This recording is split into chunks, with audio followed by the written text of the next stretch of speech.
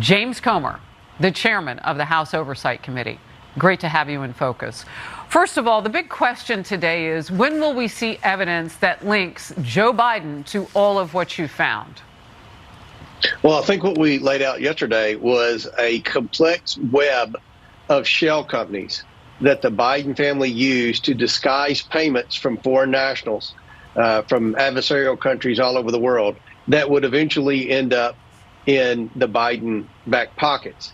The reason they did this is to try to protect people in the Biden family. Obviously, the payments shouldn't have been received. They probably weren't paying any taxes on it. And they knew that Joe Biden would get in a lot of trouble.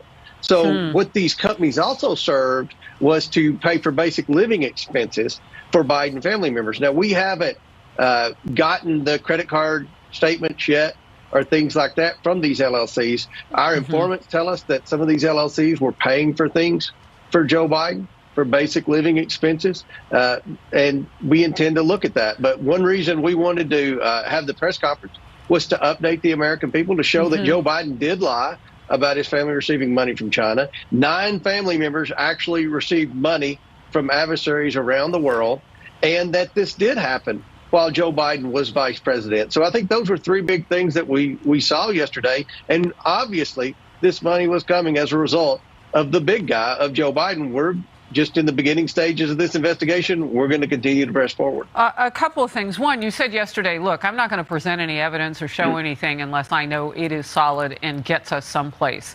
And I think the American people will appreciate that, because nobody needs to have more blowhorn and you know, just words at this point. Exactly. But when you say receiving money from China, if you don't declare that you're receiving money from a foreign nation like that, especially if you're vice president, is that okay?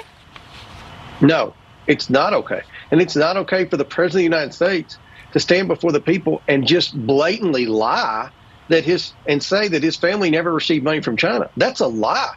He said that during the presidential debate.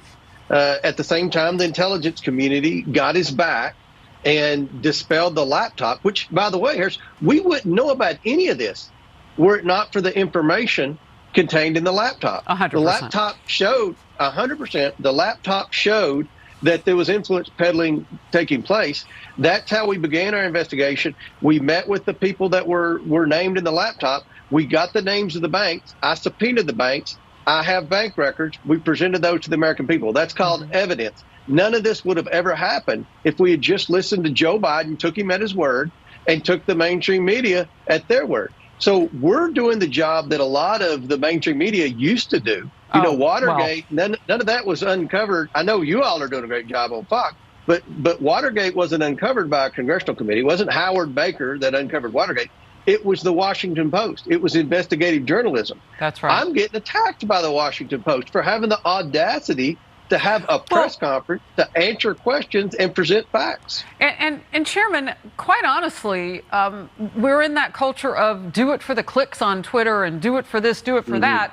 So you didn't even see across the board a cleansing of we were wrong about that laptop, CBS and a few others, but you didn't get that mea culpa.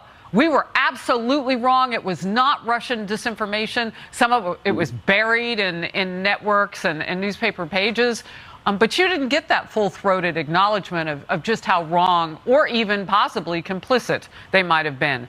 And last night, after your 90-minute news conference, taking every question, right? After all of that, not one single major network covered that. But you're right. Here we will cover it.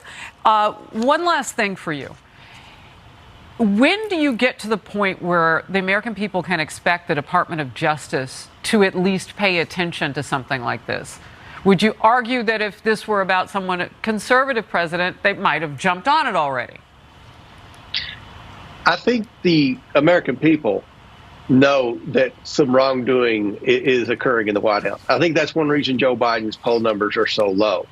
And I think CNN got a lesson last night when they had a crowd of regular people. They realized that what they think and how they view the world and the issues they think are important isn't what the working class taxpaying Americans think.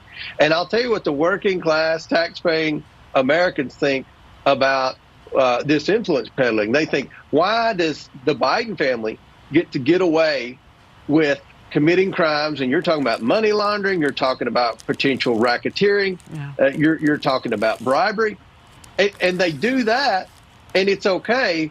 And their grandkids can get wires from foreign nationals, but they have to work and pay their taxes. So Right. I think the American people want us to do our job.